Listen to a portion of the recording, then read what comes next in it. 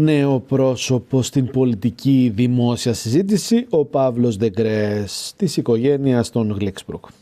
Μετρέται στις δημοσκοπήσεις, την Πέμπτη εμφάνιση στο ενώπιο με τον Νίκο Χατζηνικολάου και αναμένονται απαντήσεις στα περί δικού του κόμματος, στα περί ενδιαφέροντος από την πλευρά της Νέας Δημοκρατίας να τον εντάξει στα ψηφοδέλτια, αλλά και τα πιο φρέσκα δημοσιεύματα να συνταχθεί με τη Μαρία Καριστιανού.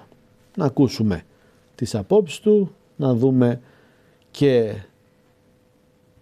πόσο έχει αποκηρύξει όσα έκανε ή δεν έκανε η δική του οικογένεια στα χρόνια που ήταν στην βασιλεία της χώρας. Και βέβαια αν θέτει θέμα αλλαγής του πολιτεύματος ή όχι.